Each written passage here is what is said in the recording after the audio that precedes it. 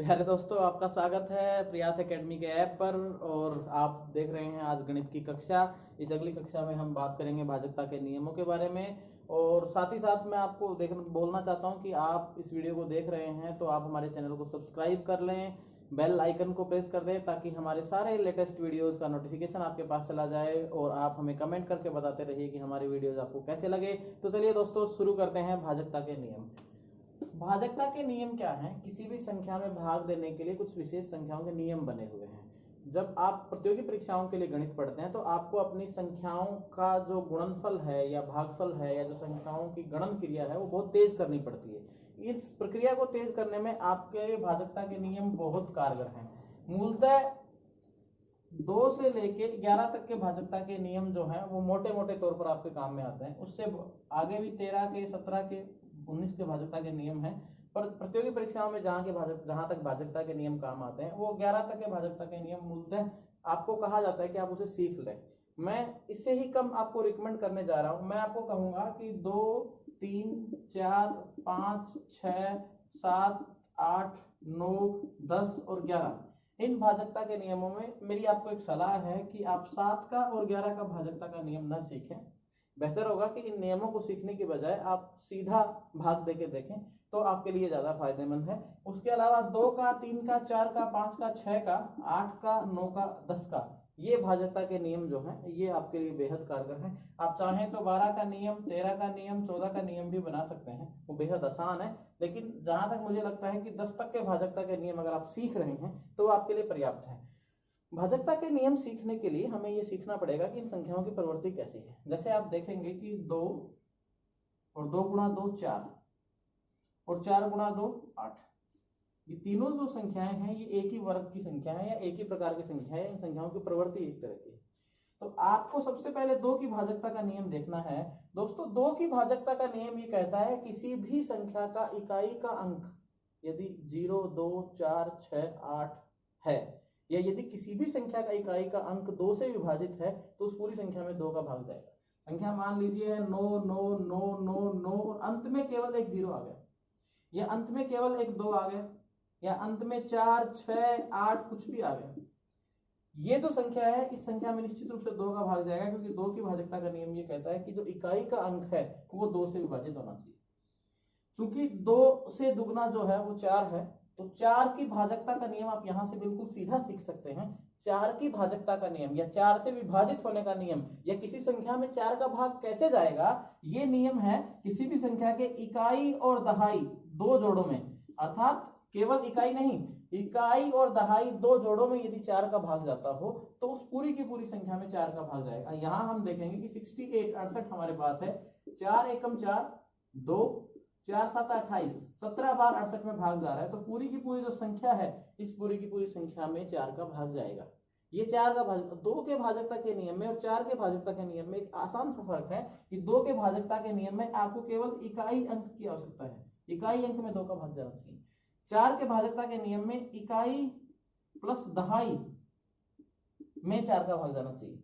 और जो 8 की भाजकता का नियम है वो नियम ये कहता है कि इकाई, दहाई और सैकड़े, क्योंकि 2 दूनी 4, 4 दूनी 8 होते हैं, इसी प्रकार से इकाई, दहाई और सैकड़े इन 3 जोड़ों में यानी कि किन्हीं भी 3 संख्याओं के जोड़े में यदि अंतिम 3 संख्याएं हैं उनमें 8 का भाग अगर जाता है तो सारी की सारी संख्याओं में 8 का भाग चला जाएगा। ये 8 से भाजकता का नियम है। तो यहां से आपने देखा कि एक नियम कि इकाई संख्या में भाग जाना, इकाई और दहाई संख्या में भाग जाना, इकाई, दहाई और सैकड़े में भाग जाना, केवल इस एक नियम के सहारे आपने 3 संख्याओं के नियम को प्राप्त कर लिया है।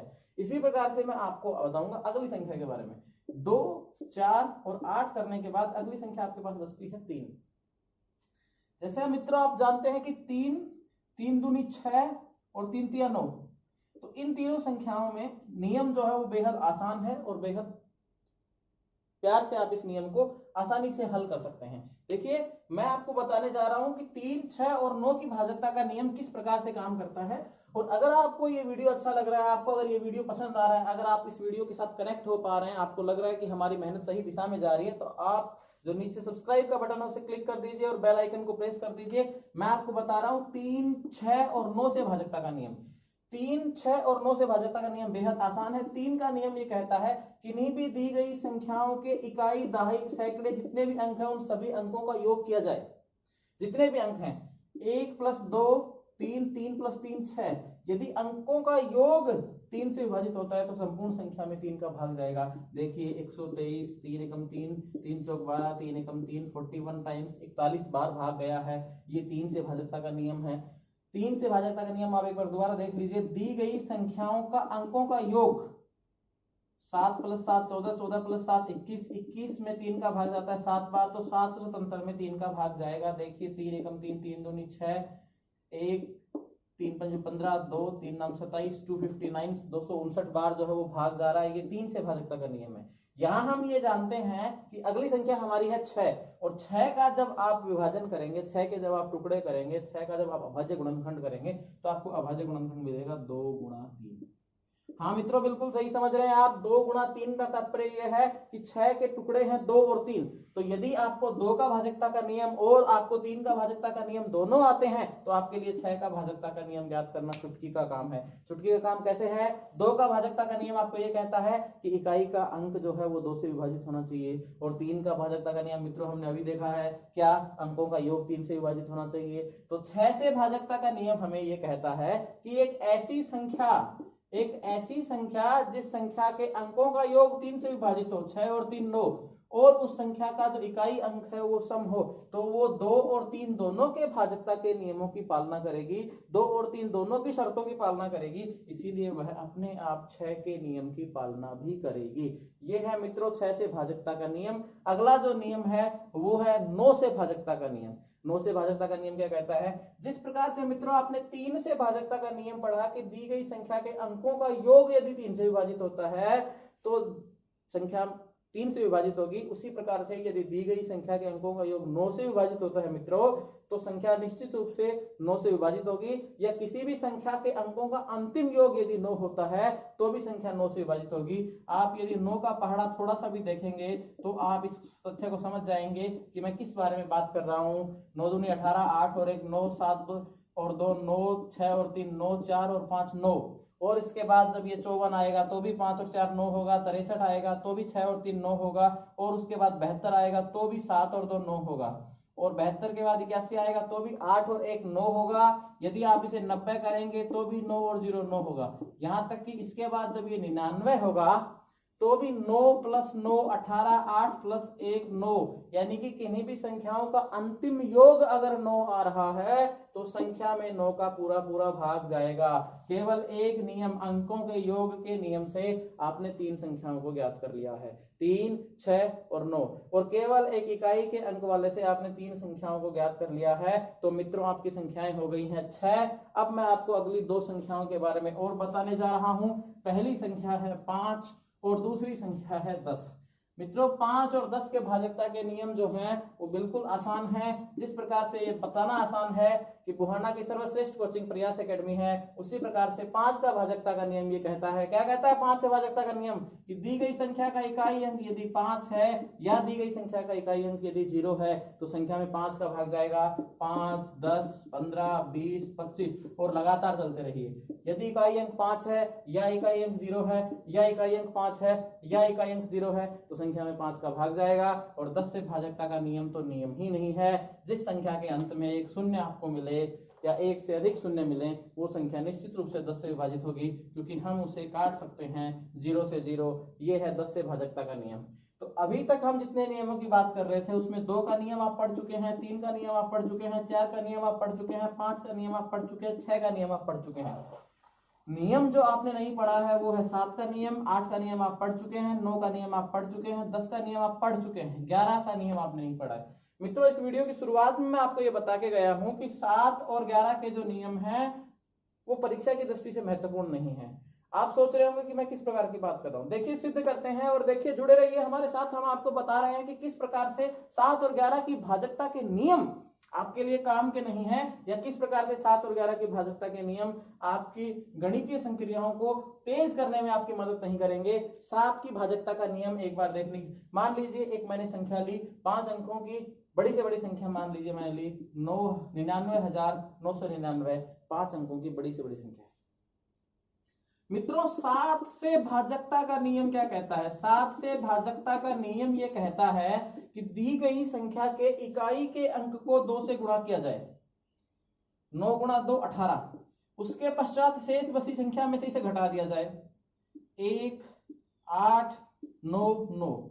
इसके पश्चात पुनः इस प्रक्रिया को दोहराया जाए और इकाई के अंक को पुनः 2 से गुणा किया जाए। 2 एकम 2 और शेष बची संख्याओं में से इसे घटा दिया जाए। 2 9 9 6।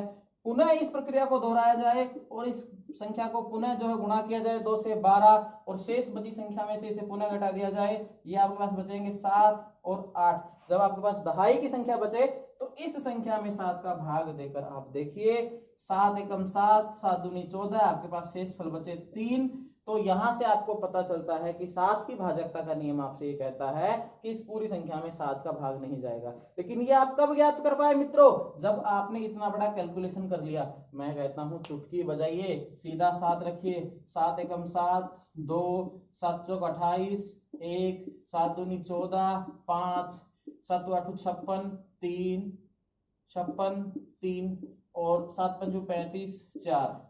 वही शेषफल आने हैं, वही शेषफल यहाँ आएंगे, वही शेषफल वहां आएंगे। यहाँ से आप ज्ञात कर पाएंगे कि ये जो नियम है ये मुश्किल है और यहाँ से आप ये पता कर सकते हैं कि सीधा भाग देना आपके लिए आसान है। ये था 7 का नियम जो मैंने आपको बताया है, पर मैं आपको रिकमेंड नहीं कर रहा हूं, मैं आपको सलाह नहीं दे रहा हूं कि आप इस नियम का उपयोग अपनी गणितीय संक्रियाओं में कीजिए।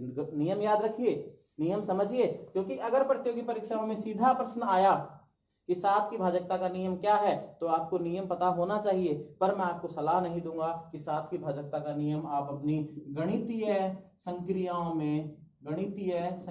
में काम में इसे न लें। अब ऐसे ही 11 से भाजकता का नियम है। क्या कहता है 11 से भाजकता का नियम? जुड़े रहिए हमारे साथ, देखते रहिए प्रयास एकेडमी के यूट्यूब वीडियोज। और आप अगर इन चीजों को नोट्स में देखना चाहते हैं और टेस्ट देकर अपनी तैयारी को परखना चाहते हैं तो आप हमारा ऐप डाउनलोड कर लीजिए। प्रयास एकेडमी के ऐप पर आपको सारे के सारे नोट्स और सारे के सारे टेस्ट करंट अफेयर्स के साथ मिल जाएंगे। तो यहाँ हम आपको ये बताने जा रहे हैं कि 11 से भाजकता का नियम क्या कहता है। देखिए 11 से भाजकता का नियम ये कहता है, मैं आपको बोलता हूं 8 अंकों की बड़ी से बड़ी संख्या लीजिए। आप ये जानते हैं मित्रों की 8 अंकों की बड़ी से बड़ी संख्या ये है। 11 से भाजकता का नियम ये कहता है कि किसी भी संख्या के सम स्थानों के अंकों का योग किया जाए। अब मित्रों इसमें देखिए सम स्थान क्या है, ये दूसरे स्थान पर है, ये चौथे स्थान पर है, ये छठे स्थान पर है, ये 8वें स्थान पर है। और उसके साथ साथ विषम स्थानों के अंकों का योग भी किया जाए। ये पहले स्थान पर है, ये तीसरे स्थान पर है, ये 5वें स्थान पर है और ये 7वें स्थान पर है। सम स्थानों के अंकों का योग अलग किया जाए और विषम स्थानों के अंकों का योग अलग किया जाए। तो आप देख रहे हैं कि आपके लिए चूंकि मैंने बहुत आसान संख्या ली है इसीलिए 9 18 27 और 36 ये है सम स्थानों के अंकों का योग। और चूंकि से एक जैसी संख्या है इसीलिए विषम स्थानों के अंकों का योग भी होगा 9 18 27 और 36। तो इन दोनों स्थानों सम स्थानों और विषम स्थानों के अंकों के योग को मित्रों घटाना है और घटाने के बाद आपके पास जो शेषफल प्राप्त होगा वो शेषफल यदि 0 है या वो शेषफल 11 का कोई गुणज 11 22 33 या इस प्रकार की कोई संख्या है तो संख्या 11 से निश्चित रूप से विभाजित होगी, अन्यथा संख्या 11 से विभाजित नहीं होगी। अर्थात आपको सम स्थानों के अंकों का योग करना है, विषम स्थानों के अंकों का योग करना है और उसके साथ साथ आपको यह देखना है कि क्या सम स्थानों और विषम स्थानों के अंकों का योग का अंतर 0 आ रहा है कि नहीं आ रहा है या 11 से विभाजित आ रहा है कि नहीं आ रहा है। चूंकि इस मामले में हमारा यह 0 आया है, मैंने जानबूझ के आपके लिए ऐसी आसान संख्या ली थी कि समझने के लिए आसानी रहे। तो 99999999 जो है ये 11 से विभाजित हो गए। 11 9 99 0 11 9 99 0 11 9 99 0 और 11 9 99। मित्रों देखिए मैं सही कर रहा हूँ क्या? 11 9 99 0 11 9 99 0 11 99 0 और ये इस प्रकार से आप देख रहे हैं कि पूरा का पूरा भाग जो है इस संख्या में जा रहा है। तो ये मित्रों हमारे साथ भाजकता के नियम थे। मैं आपको पुनः याद दिला दे रहा हूँ 2 3 4 5 6 7 और 11 के अलावा जितने भाजकता के नियम हैं वो बेहद काम के हैं। अब इसके बाद जो है हम अगली चीज की बात करेंगे, किस प्रकार से हम देख सकते हैं किसी संख्या का स्थानीय और जातीय। प्यारे दोस्तों, बहुत सारे स्टूडेंट्स के कमेंट्स आए थे कि संख्याओं के जातीय मान और स्थानीय मान जो है वो हमें बताए जाएं कि किस प्रकार से संख्याओं के जातीय और स्थानीय मान निकाले जाते हैं। तो मैं आपको एक बहुत सिंपल सी ट्रिक बता रहा हूँ, बहुत सिंपल सा तरीका बता रहा हूँ कि जातीय मान और स्थानीय मान जो है वो क्या होता है और किस प्रकार से संख्याओं के जातीय और स्थानीय मान आप निकाल सकते हैं। मान लीजिए आपके पास एक संख्या है 98,722। इस संख्या को आप जब देखेंगे, मैंने जानबूझ के आपके लिए एक ऐसी संख्या ली है, तो मान लीजिए कि अंक 8 है। ये जो अंक 8 है, इसकी दोनों चीजें पूछी जा सकती है। या तो वो आपको कहे कि इसका जातीय मान क्या है, या वो आपसे पूछे कि स्थानीय मान क्या है। तो यहां आपको जो है इन शब्दों का ध्यान रखना है कि जिन शब्दों के बारे में पूछा जा रहा है। स्थानीय मान से तात्पर्य यह है कि वो जो अंक है वो किस स्थान पे है। इधर से जिस प्रकार हम ऐसे काउंट करते हैं तो इकाई, दहाई, सैकड़ा, हजार, 10,000 और इस प्रकार से गिनती आगे बढ़ती है। तो आप देखेंगे कि 8 जो है, 8 वो 1000 के अंक पर है। तो जब इसके स्थानीय मान की बात आएगी तो इसका स्थानीय मान आएगा 8 और उसके बाद जितने अंक हैं उतने जीरो, 8000। ये इसका स्थानीय मान है क्योंकि 8 इस व्यक्ति विशेष स्थान के ऊपर है। लेकिन इसका जातीय मान सदैव 8 रहेगा, चाहे ये 8 कहीं पे भी रहो। मैंने इस प्रकार का उदाहरण इसलिए लिया है क्योंकि जब आप इस 2 का स्थानीय मान पूछेंगे मेरे से, तो मैं इस 2 का स्थानीय मान आपको 20 बताऊंगा। लेकिन जब आप मुझसे इस 2 का स्थानीय मान पूछेंगे तो मैं आपको इस 2 का स्थानीय मान 2 बताऊंगा। लेकिन चूंकि आपको एक बात याद रखनी है कि जब जातीय मान की बात होगी तो ये 2 और ये 2 जो है, दोनों का ही स्थानीय मान 2-2 आएगा। तो यहां से आप, अगर आपके पास सभी अंकों का स्थानीय मान हो तो आप संख्या कौन सी उसे ज्ञात कर सकते हैं। जैसे मैं इस संख्या को पुनः आपके लिए लिख रहा हूं एक बार कि संख्या क्या है, 98722, 98,722 जो संख्या है, इसका मैं y से स्थानीय मान लिख रहा हूं। 2 का स्थानीय मान होगा 2, इस 2 का स्थानीय मान होगा 20, इस 7 का स्थानीय मान होगा 700, इस 8 का स्थानीय मान होगा 8000 और इस 9 का स्थानीय मान होगा 90,000। तो आप यहां से देखेंगे कि मूलतः संख्या क्या है, 90,000 और 8,000 98,000 और 700 700 और 20 और 2 22, यानी कि 98,722। ये आप स्थानीय मान से ज्ञात कर सकते हैं। और जातीय मान की जब बात आएगी तो 9 का जातीय मान भी 9 है, 8 का जातीय मान भी 8 है, 7 का जातीय मान भी 7 है और इन दोनों 2 का भी जातीय मान जो है वो 2-2 है। तो जातीय मान जो है वो किसी अंक विशेष का मान है, चाहे वो किसी भी स्थान पे रहे। लेकिन स्थानीय मान जो है वो उस किस स्थान पे अंक जो है वो निर्धारित है, उसके आधार पर आप पता कर सकते हैं। अगर आपको हमारा ये वीडियो अच्छा लगा हो तो आप इसे लाइक कर लीजिए, हमारे चैनल को सब्सक्राइब कर लीजिए अगर आप इसे पहली बार देख रहे हैं तो। और साथ ही साथ अपने दोस्तों को भी बताइए कि गणित की, साइंस की, जीके की और करंट जीके की, साथ ही साथ बाकी सारे सब्जेक्ट्स की भी सारी बेहतरीन क्लासेज आपको प्रयास एकेडमी के ऐप पर मिल जाएंगी। तो दोस्तों जुड़े रहिए हमारे साथ, stay tune with us. Thank you, have a good day, bye bye.